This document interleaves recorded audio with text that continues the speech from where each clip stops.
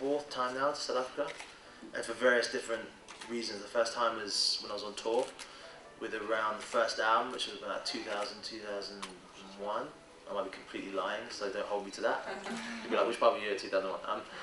And then came back over for promotion, an ambassador for the prevention of tuberculosis, so I came over as a new Goodwill ambassador for that, which was last year, and then now here for Pop Idol. But the people in general have always made it so welcome for me, you know. But the amount of time I've spent here wouldn't necessarily give me enough time to really take in Johannesburg or when I'm in Cape Town or Durban, you know. So I think it's, from what I've seen, amazing. But you have to get into the mix of it to really see what the people are like. And I've been in townships and I've been in very popular, per se, rich areas, and everyone's treating me exactly the same way. So it's been a beautiful look, you know.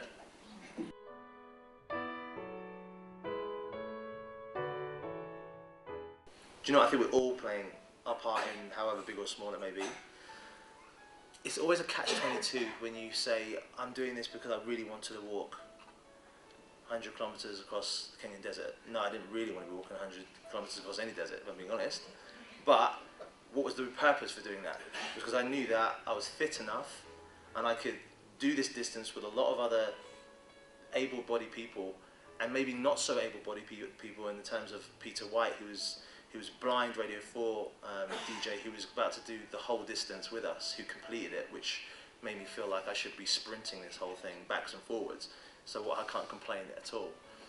It's all about participating in things. And I've always said, if someone is there because they want to get the exposure and they're about to release an album and all of a sudden they're doing some charity work, well, if they've given that little bit more kudos and they've given that charity a little bit more exposure, then it works hand in hand.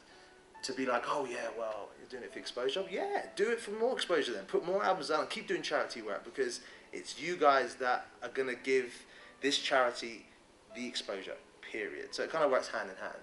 So I did go there because I genuinely wanted to raise a lot of money. The exposure that comes with it is going to be like, oh, it's the musician who's walking across the desert, burning up his feet, which I couldn't complain, but they were burning.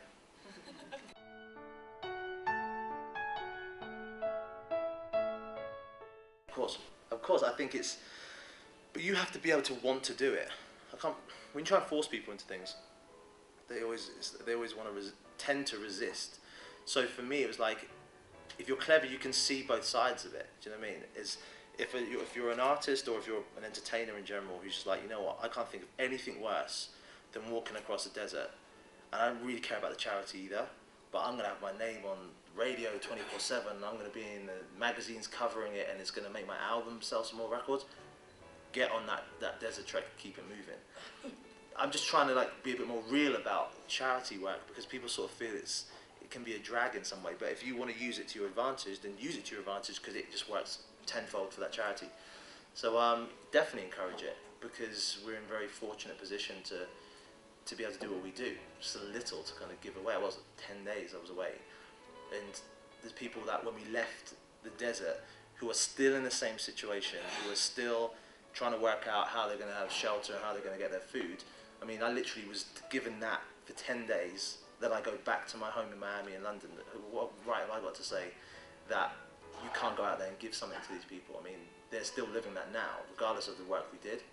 So it's an eye-opener, and I think through it you kind of tend to understand more about the charity and want to do more charity work, because you realise how privileged a position you are when you come away from it, you know?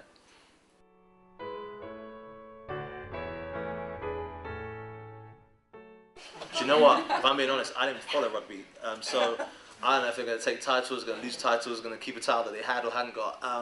Talk to me about football, I'm all in it. Champions League, all in it. So as I'm here, do the whole South African thing. Yo, South Africa have got this. They're going to destroy us, be back home in London. Oh, England have got this, don't worry. No, I mean, you've got a great rugby team. I mean, hands down, for many years, you've shown that. So, I mean, there's no reason why you can't continue with your success.